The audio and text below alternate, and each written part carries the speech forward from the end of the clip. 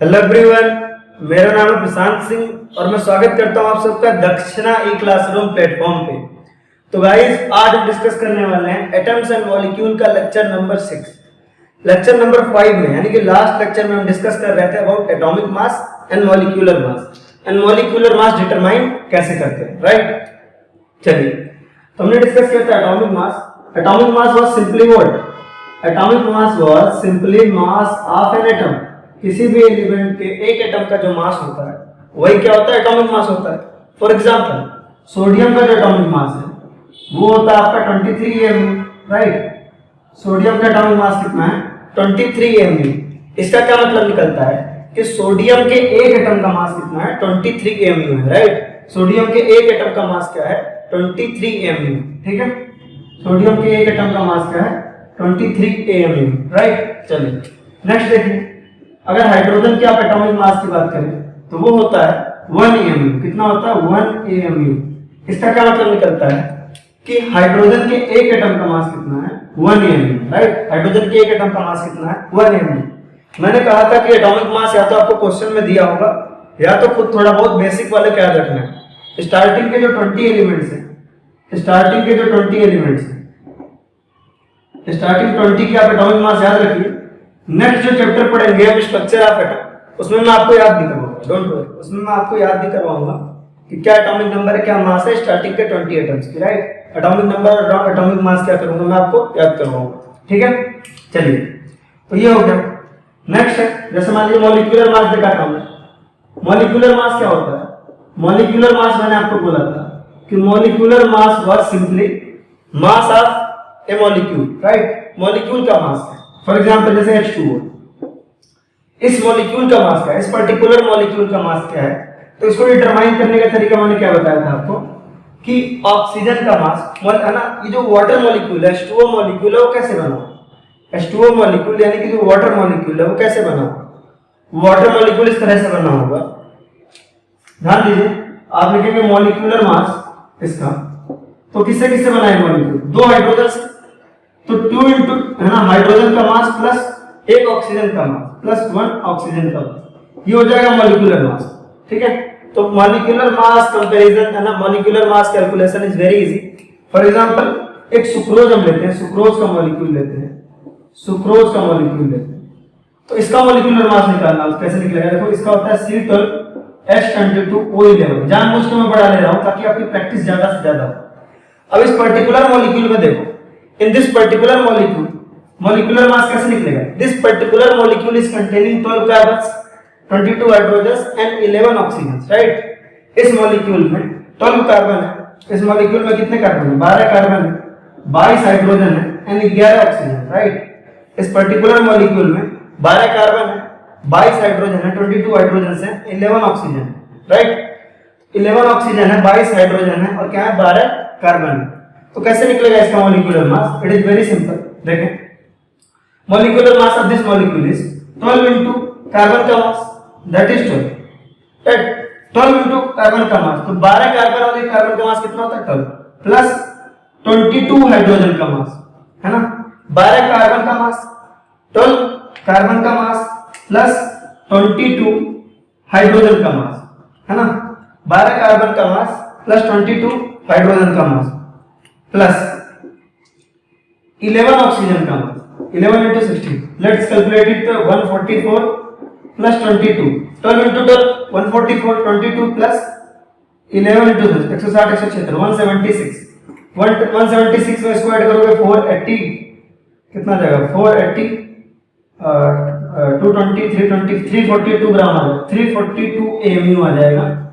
इसका molecular weight कितना जाएगा? सुक्रोज का मॉलिक्यूलर वेट कितना आएगा? 342 एमयू। कितना जाएगा? 342 एमयू, ठीक है। तो molecular mass calculation is very easy. एक लेक्चर पूरा मैंने इस पे डेडिकेट किया था स्पेशली मॉलिक्यूलर मास के कैलकुलेशन पे, कि कैसे आप मॉलिक्यूलर मास क्या करेंगे? कैलकुलेट करेंगे बच्चों, राइट। कैसे आप मॉलिक्यूलर मास क्या करेंगे? कैलकुलेट करेंगे, राइट। चलिए नेक्स्ट देखिए, है ना। नेक्स्ट एक टर्म होता है फॉर्मूला मास। क्या होता है? Formula mass. इसको लेके बहुत बच्चे कंफ्यूज रहते हैं। तो वो फॉर्मूला मास एक ऐसा वर्ड है जो आपको जानना चाहिए, ठीक है। तो formula mass is nothing but molecular mass of any compound, अगर सिंपली बोला जाए in simple words,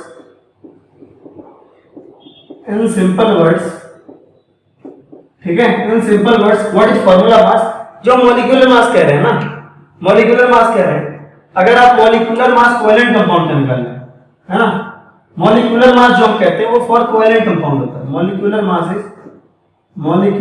is for covalent compound,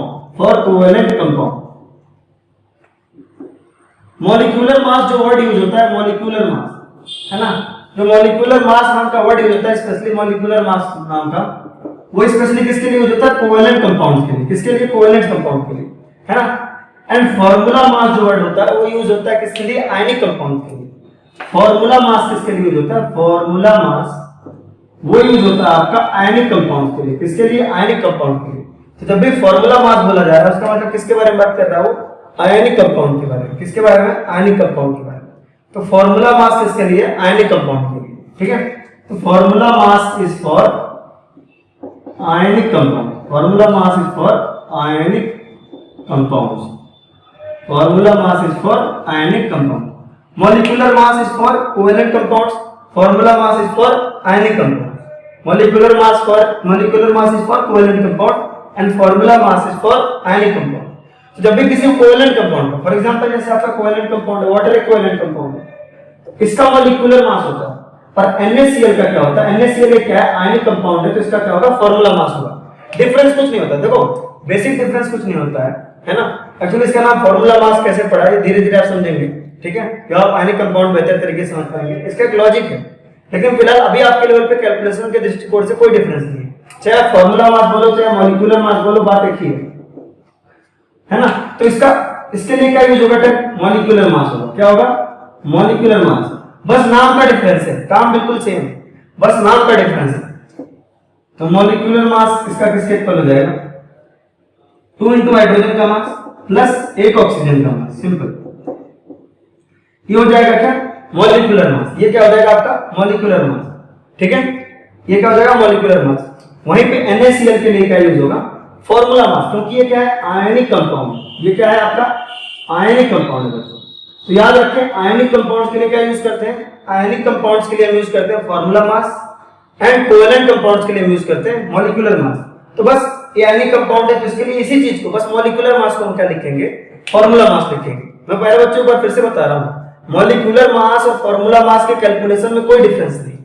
molecular mass और फार्मूला मास, इनफैक्ट आप मैं बताऊं, जब सीनियर कॉम बन जाओगे, आप थोड़ा क्लास 10th 11th पार कर लोगे, तो आप सबके लिए मॉलिक्यूलर मास ही टर्म यूज करोगे, फार्मूला मास आपको भूल जाएगा। फार्मूला मास जो वर्ड है वो केवल डिफरेंस बताने के लिए, क्योंकि यहाँ है डेफिनेशन, इसका पूछा जा सकता है आपके एग्जाम में, इसलिए मुझे आपको फार्मूला मास पढ़ाना पड़ रहा है, बताना पड़ रहा है। लेकिन असलियत में क्या है, असलियत में फार्मूला मास नाम का वर्ड ज्यादा पॉपुलर है ही नहीं। बस इतना रखो, फार्मूला मास किसके लिए यूज होता है, आयनिक कंपाउंड्स के लिए। किसके लिए, फार्मूला मास किसके लिए यूज होता है, आयनिक कंपाउंड के लिए यूज होता है। NaCl का फार्मूला मास क्या हो जाएगा, 2 इंटू सोडियम का मास, सॉरी सोडियम अकेला है ना, तो सोडियम का मास प्लस क्लोरीन का मास, ये मास बेसिकली, सोडियम का मास कितना होता है 23 और क्लोरीन का मास कितना होता है, वो होता है आपका 35.5 ग्राम पर मोल, ठीक है, 23 प्लस 35.5। इसको आप अगर सॉल्व करोगे तो आएगा आपका 58.5 ग्राम पर मोल, 58.5 ग्राम पर मोल, राइट, 58.5 ग्राम पर मोल, ठीक है। तो बहुत आसान है, बहुत आसान है। Molecular mass is for covalent compound, molecular mass is for covalent compounds, right, molecular mass is for covalent compound and formula mass is for ionic compound. तो सीधी सी बात, जैसे आपको मैं बोलूं,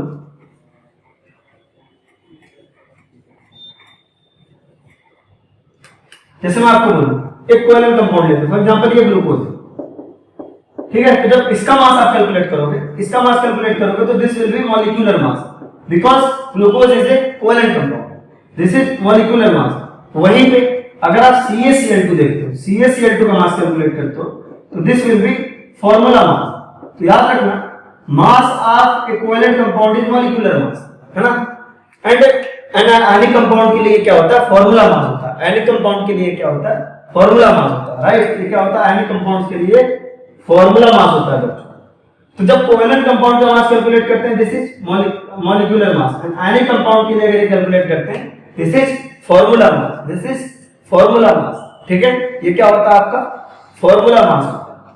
तो इसका मॉलिक्यूलर मास निकालोगे कितना आ जाएगा, देखो 6 इंटू कार्बन का वेट 12, 6 इंटू कार्बन का वेट 12 प्लस 12 इंटू हाइड्रोजन का वेट वो जाएगा 1 प्लस 6 इंटू ऑक्सीजन का वेट है ना, ऑक्सीजन का वेट कितना 16। ठीक है, तो 6 इंटू देखो ग्लूकोज के अंदर कितने कार्बन है 6, हाइड्रोजन कितने हैं 12, ऑक्सीजन कितने हैं 6। तो ग्लूकोज का मास कैसे निकालोगे, this is glucose C6H12O6 is what glucose, this is glucose, right. तो ग्लूकोज का मास कैसे निकलेगा 12 इंटू 6, 12 इंटू कार्बन का मास प्लस 6 इंटू कार्बन का मास, 6 इंटू कार्बन का मास, 6 क्या है आपका नंबर है कार्बन का इंटू कार्बन का मास प्लस 12 हाइड्रोजन का मास, 12 इंटू हाइड्रोजन का मास, तो 12 इंटू 1 प्लस 6 इंटू 16 क्या ऑक्सीजन का मास। इसको आप सॉल्व करोगे कितना आ जाएगा, इसको आप सॉल्व करोगे 12 6 72 12 एंड 96, इसको आप सॉल्व करोगे तो आ जाएगा 180 AMU। तो ग्लूकोज का जो मॉलिक्यूलर मास होता है that comes out to be 180 AMU। वहीं पे CaCl2 क्या है, एक आयनिक कंपाउंड है, इसके लिए मॉलिक्यूलर मास यूज करेंगे, टर्म क्या यूज करेंगे मॉलिक्यूलर मास। तो आप देख पा रहे होंगे कि हम लोग सब में कर सेम रहे, प्रोसेस सब में सेम है, बस है ना हम क्या कर रहे हैं मॉलिक्यूलर मास किसके लिए यूज कर रहे हैं आयनिक कोवेलेंट कंपाउंड के लिए यूज कर रहे हैं, और फार्मूला मास किसके लिए यूज कर रहे हैं आयनिक कंपाउंड के लिए, राइट। तो CaCl2 का अगर आप फार्मूला मास देखोगे, CaCl2 का अगर आप फार्मूला मास देखोगे कितना आ जाएगा, कैल्शियम का मास जो कि 40 होता है प्लस मैं कह रहा हूं मास आपको या तो क्वेश्चन में दिया होगा या तो आप शुरुआत वाले थोड़ा याद रखें। कैल्शियम का मास कितना 40 प्लस 2 इंटू क्लोरीन का मास, क्या है कैल्शियम का मास प्लस 2 इंटू क्लोरीन का मास। बिल्कुल वैसे ही कैलकुलेट करना है जैसे मॉलिक्यूलर मास कर रहे थे, बिल्कुल वैसे ही कैलकुलेट करना है जैसे मॉलिक्यूलर मास कर रहे थे, राइट।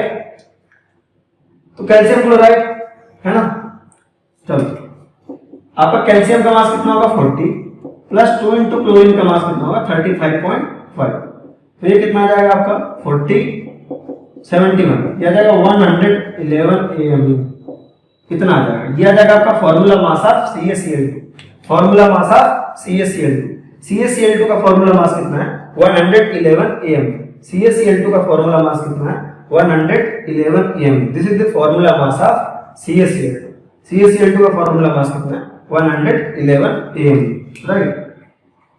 आसान है, चलिए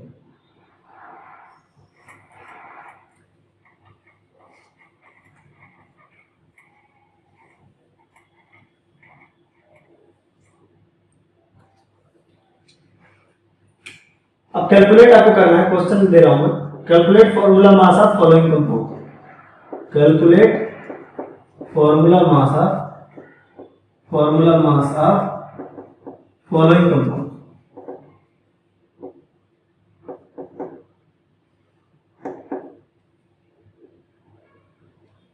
आपको कुछ कंपाउंड में दे रहा हूं उसका आपको फॉर्मूला मास कैलकुलेट करना है, क्या करना है फॉर्मूला मास कैलकुलेट करना है, ठीक है।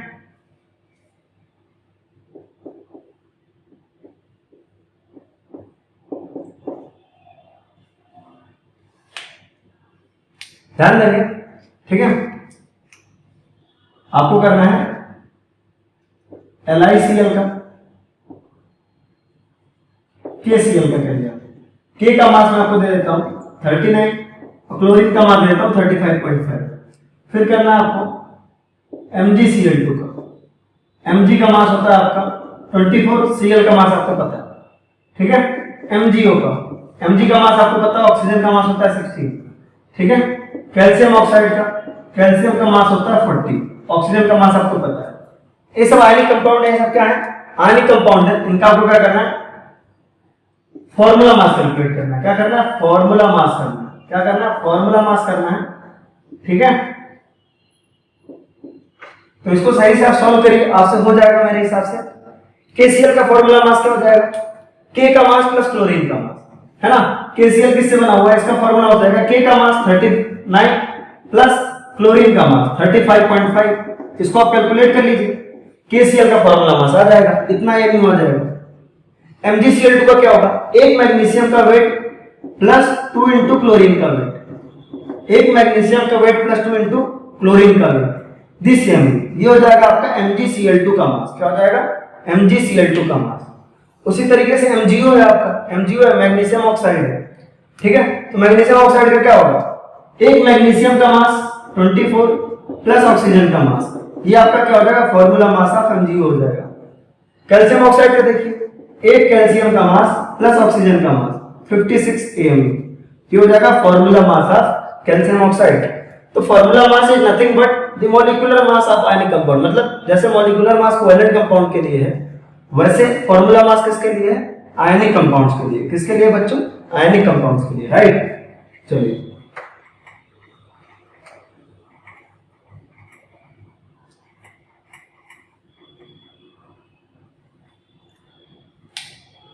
अब हम पढ़ने जा रहे हैं मोल कॉन्सेप्ट। क्या पढ़ने जा रहे हैं, मोल कॉन्सेप्ट। हिंदी में से कहते हैं मोल अवधारणा। क्या कहते हैं, मोल अवधारणा, mole concept. Very important topic. अगर मैं आपसे बोलूं वेरी इंपॉर्टेंट टॉपिक, क्लास 11 का फर्स्ट टॉपिक है, क्लास 11 का फर्स्ट टॉपिक मोल कॉन्सेप्ट बहुत इंपॉर्टेंट है। अभी आपके क्लास 9 में इसका इंट्रोडक्शन है, आगे चलेंगे तो और ज्यादा आपको इसको देखने को मिलेगा, राइट। तो very important topic, this is very important, this is very important topic, right.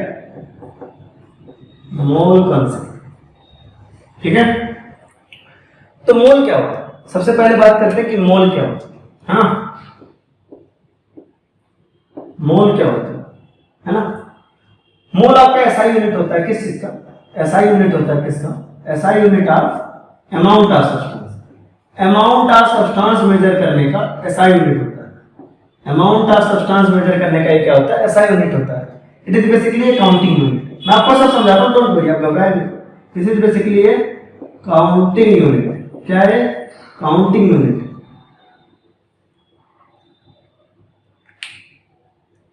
This is basically what, counting unit. अभी काउंटिंग यूनिट का क्या मतलब है ना। तो मोल क्या है, बेसिकली मोल आपका है SI unit of amount of substance, और दूसरा हमने लिखा है काउंटिंग यूनिट। क्या लिखा है हमने, काउंटिंग यूनिट। अब ये काउंटिंग यूनिट क्या है, काउंटिंग यूनिट किस बला का नाम है, ये देखने जा रहे हैं।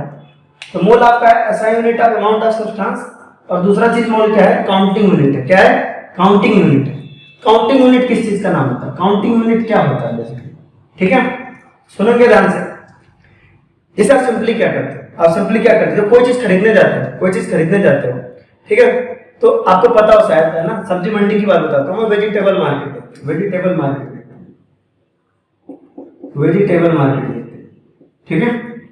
आपको पता है कि कहते हैं, मान लो आपने देखा कभी नींबू बिकता है, जो बड़े बड़े फ्रूट्स होते हैं, पाइनएप्पल बेसिकली, है ना, पाइनएप्पल हो गया, उसके अलावा मतलब जैसे बड़े बड़े फ्रूट्स हो गए, तरबूज हो गया, है ना, वाटरमेलन हो गया, वाटरमेलन हो गया।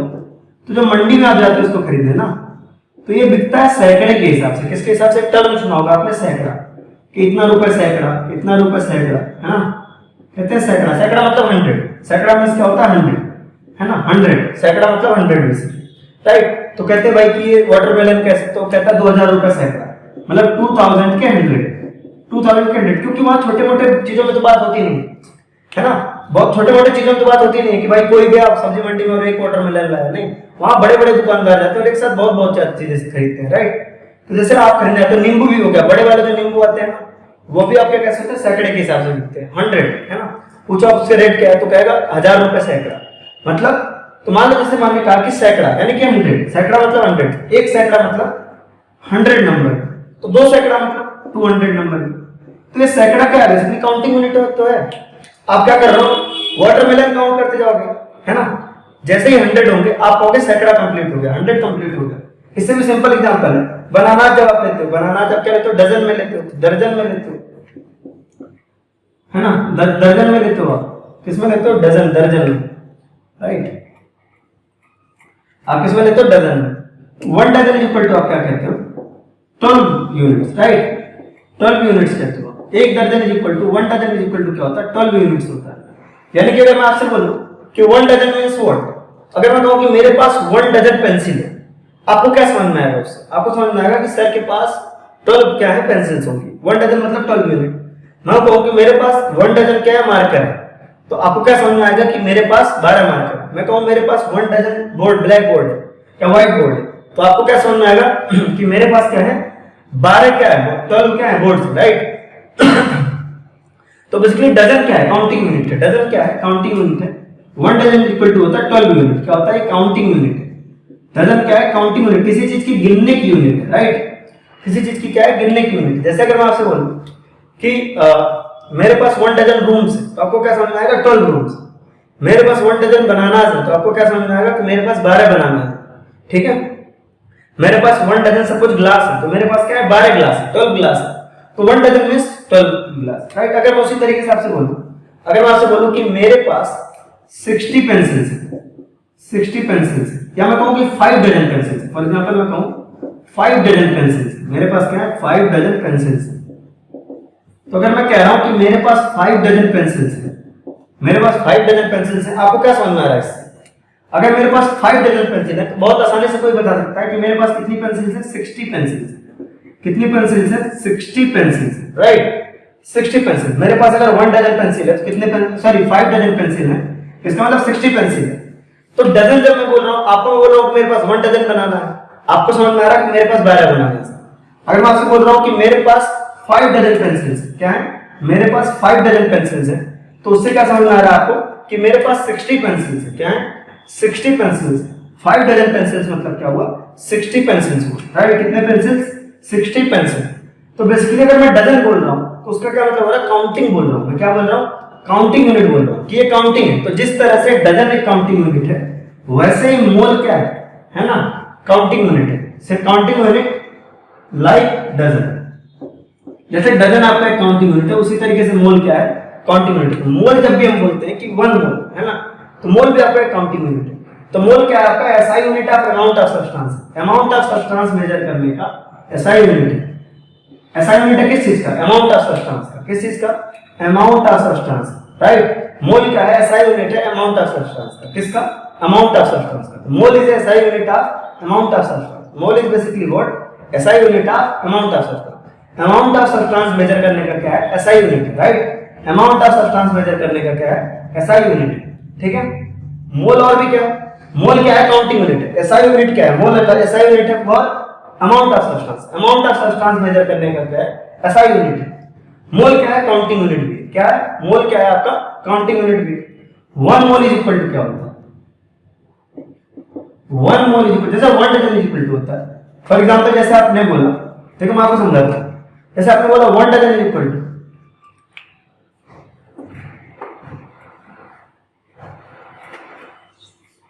जैसे आपने बोला 1 डजन इक्वल टू 12 यूनिट्स, वैसे ही 1 डजन 1 मोल इक्वल टू होता है 6.022 into 10⁻23 यूनिट्स। आप कहोगे सर यहाँ 12 की बात करें तो यहाँ कितना बड़ा यूनिट है। This is a very large number. गिनते गिनते रहोगे, रात हो जाएगी, अगले दिन आ जाएगा, सुबह आ जाएगा, जिंदगी बीत जाएगी, ठीक है। आप गिन नहीं पाओगे, लेकिन इतनी यूनिट है ना। 1 mole equal to this much unit, very large number, very large number.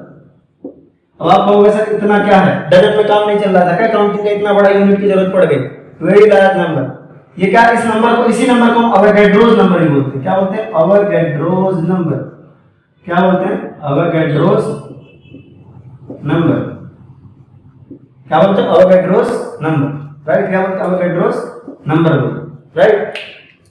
तो 1 मोल इज इक्वल टू क्या है, 6.022 into 10⁻23 यूनिट। जैसे डजन क्या है आपका 12 यूनिट के, है ना। एक दर्जन में कितनी वस्तुएं होती है, 12 वस्तुएं होती है। 1 डजन में कितनी यूनिट होती है, 12 यूनिट, है ना, 12 चीजें होती है। वैसे 1 मोल में क्या होती है, 6.022 into 10⁻23 यूनिट्स होती है। इतनी ज्यादा की जरूरत क्यों पड़ी, क्योंकि बच्चों देखो दर्जन हम क्या कहते हैं, है ना, बनाना को डजन में कहते हैं, जिसको 12 गिनना आसान है। 1 2 3 4 5 6 7 8 9 10 11 12 गिन लिया हमने, बनाना गिन ली। लेकिन एटम्स एंड मॉलिक्यूल क्या होते हैं, इतने बड़े नंबर की जरूरत क्यों पड़ी, इतने बड़े नंबर की जरूरत क्यों पड़ी, क्योंकि अगर आप बिल्कुल थोड़ा सा 1 चम्मच पानी लेंगे ना, उसमें लगभग इतना इतना इतना मॉलिक्यूल होता है। खूब मिलियंस में पार्टिकल्स होते हैं, अरबों खरबों में पार्टिकल्स होते हैं बहुत थोड़े से जगह में। जैसे बोर्ड का अगर ऐसे आपने थोड़ा सा इसको निकाल लिया ना, बोर्ड को इतनी दूर, मान लो कि बोर्ड के इतनी दूर, मैं जितनी दूर ऐसे पिन कर रहा हूं उतना हिस्सा निकाल लिया आपने, मान लीजिए, तो इसमें मिलियन से अरबों खरबों पार्टिकल्स होंगे। उस पार्टिकल को काउंट करने के लिए एक बड़े काउंटिंग यूनिट की जरूरत है ना, बड़े काउंटिंग यूनिट की जरूरत है। किसकी यूनिट है? बना। तो क्या होता है, very small amount of any substance, बहुत छोटा सा अमाउंट अगर किसी सब्सटेंस का लेंगे, जैसे मान लीजिए कि इस बोर्ड में इतना निकाल लिया मैंने, इस पॉइंट जितना बोर्ड का हिस्सा मैंने निकाल दिया, उसमें अरबों खरबों पार्टिकल्स है, तो उसको डजन में मेजर करना क्या है, बहुत मुश्किल है ना। बहुत थोड़े से स्पेस में, बहुत थोड़े से स्पेस में मिलियंस अरबों खरबों क्या है, पार्टिकल्स है, अरबों खरबों पार्टिकल्स है, अरबों खरबों में पार्टिकल्स, राइट। इतनी दूर में अरबों खरबों में पार्टिकल्स है, और ये जो अरबों खरबों में पार्टिकल्स है उसको आप डजन में मेजर नहीं कर पाते हैं, इसीलिए हमें क्या होता है, बहुत बड़े यूनिट की जरूरत पड़ती है। तो इतने बड़े काउंटिंग यूनिट की जरूरत क्यों पड़ी, है ना, इतने बड़े काउंटिंग यूनिट की जरूरत क्यों पड़ी, क्योंकि बहुत थोड़े से में, है ना, बहुत वेरी स्मॉल अमाउंट में millions of the atoms and molecules होते हैं, millions of the atoms and molecules होते हैं, millions of the atoms and molecules होते हैं, राइट। मिलियन में नंबर होता है, 1 mole is equal to 6.022 into 10 to the power 23 units होते हैं, ठीक है। तो जैसे मैं आपको बोलूं कि 1 डजन में 12 पेन्स है, तो 1 मोल में कितने पेन्स है, इतने पेन्स है। अगर मैं बोल रहा हूं कि 1 दर्जन में 1 डजन पेंसिल में कितने पेंसिल, तो आप क्या बोलोगे, 1 डजन पेंसिल में 12 पेंसिल। तो वैसे 1 मोल पेंसिल में, 1 मोल पेंसिल में कितने पेंसिल, 1 मोल पेंसिल में कितने pencil, 6.022 into 10 to the power 23 pencil, right. Similarly मैं बोल रहा हूं कि 1 मोल एटम में कितने एटम, 1 मोल एटम में कितने एटम, तो आप बोलोगे 1 मोल में, जैसे है ना, 1 मोल में कितनी वस्तु, 6.022 into 10 to the power 23, तो 1 मोल एटम में कितने atom, 6.022 into 10 to the power 23 atoms, ठीक है। इस नंबर को क्या बोलते थे, अवोगाड्रोस नंबर, क्या बोलते थे, अवोगाड्रोस नंबर। और अवोगाड्रोस नंबर को हम रिप्रेजेंट करते हैं किससे, Na से। इस नंबर को हम क्या बोलते हैं, अवोगाड्रोस नंबर, क्या बोलते हैं, अवोगाड्रोस नंबर। और अवोगाड्रोस नंबर को हम किससे रिप्रेजेंट करते हैं, Na से, किससे, Na से, है ना, Na, राइट। तो सीधी सी बात है, when we are saying that 1 mole pencil मतलब 6.022 into 10 to the power 23 pencil, या आप इसको Na पेंसिल भी कह सकते हो, क्या कह सकते हो, Na pencil. Na is this number, right, Na is this number। तो 1 mole pencil is equal to Na pencil, Na मतलब 6.022 into 10 to the power 23 pencil, this is Avogadro's number. 1 mole pencil is equal to 6.022 into 10 to the power 23 pencil, 1 mole pencil is equal to 6.022 into 10 to the power 23 pencil. इसमें it means Na pencils, right, Na pencil. Similarly 1 mole atom is equal to Na atoms, है ना, how much atoms, Na atoms, that means 6.022 into 10 to the power 23 atoms, right, 6.022 into 10 to the power 23 atoms, ठीक है। उसी तरीके से 1 mole molecule में अगर मैं आपसे बोलूं, that is Na atoms, right, that is Na atoms. Similarly 1 mole molecule में बोलूं मैं आपको, 1 mole molecules, this sum out to be 1 mole molecules कितने हो जाएंगे, 1 मोल मॉलिक्यूल्स आपके हो जाएंगे 6.022 into 10 to the power 23 molecules. तो बेसिकली 1 मोल क्या है आपका, मोल is basically 6.022 into 10 to the power 23 particles। 1 mole is equal to 6.022 into 10 to the power 23 particles। 1 mole is equal to 6.022 into 10 to the power 23 particles। तो 1 mole pencil is equal to 6.022 into 10 to the power 23 particles। 1 mole atom is equal to 6.022 into 10 to the power 23 atoms। 1 mole molecules is equal to 6.022 into 10 to the power 23 molecules, right। इस तरह से आप 1 मोल define कर सकते हो। 1 mole is simply what, 1 mole is equal to 6.022 into 10 to the power 23 particle, ठीक है। तो mole is basically counting unit. तो आज हमने जो है थोड़ा सा बेसिक देखा कि मोल क्या होता है, फिर हम नेक्स्ट क्लास में मोल कैलकुलेशन सीखेंगे, कैलकुलेशन कैसे करते हैं, मोल में आपका कैलकुलेशन कैसे करते हैं, मोलर मास क्या होता है, ये सारी चीजें हम देखेंगे। तो आज के लेक्चर में हमने क्या सीखा बच्चों, आज के लेक्चर में हमने सीखा कि मॉलिक्यूलर मास क्या होता है। मॉलिक्यूलर मास यूज करते हैं कोवेलेंट कंपाउंड के केस में, किसमें, कोवेलेंट कंपाउंड के केस में।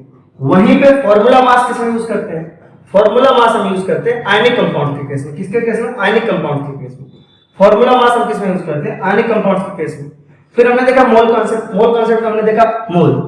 तो मोल एक काउंटिंग यूनिट है, जैसे आपका डजन एक काउंटिंग यूनिट था, 1 dozen is equal to 12 units.